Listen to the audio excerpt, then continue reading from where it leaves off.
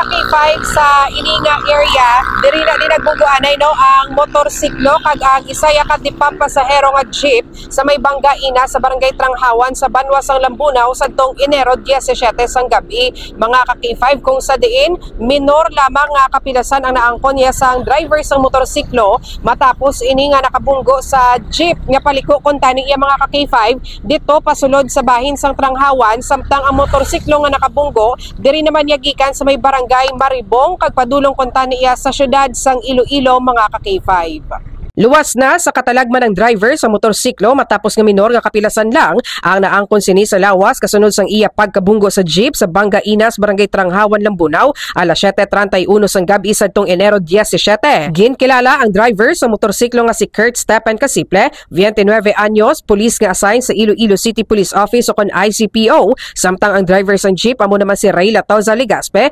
60 anyos, residente sa Barangay Walang, Lambunaw. Sa interview sa K5 News FM Iloilo kay Police Captain Winston Biadog, Deputy Chief of Police ng Lambunaw Municipal Police Station, ginpahayag sini nga nagpangama na si Casiple nga maglumpat sa iya motorsiklo antes pa man magsalpok sa jeep. Apang bangod nga nasa tuong nga bahin sang jeep ang nabungguan sini, naglumpat sa ibabaw sang atop ang biktima rason nga nalampos ang lawas sini sa atop kag nagdupa sa dalan. Maswerte naman nga nakasuksok sang helmet si Casiple kag naka full gear rason nga minor lang ang kapilasan kag bali sa natuong nga paa ang iya na angkon. Nahibaluan nga paliko kon tani ang jeep sa nawala nga bahin sang Tranghawan nga may sakay nga mga pasahero samtang padulong naman ang motorsiklo sa syudad sang Iloilo sa natabo ang insidente. Dugang pa ni Biadog nga nag-areglohanay naman ang magtimbang nga bahin. Base naman sa pag-interview naton sa Deputy Chief of Police ng Lambunaw Municipal Police Station nga si Police Captain Biadog nga ti madasig ini ang pagpadalagan sang motorsiklo sang natabo iya ang insidente samtang naka-signal light naman ang jeep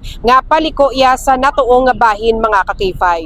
Live diri sa Banwasang Lambunaw, ini si ka-K5 Karen Badilla para sa Kampiyon nga Balita, Serbisyo Publiko kag Kalingawan sa Iloilo. K5 News FM.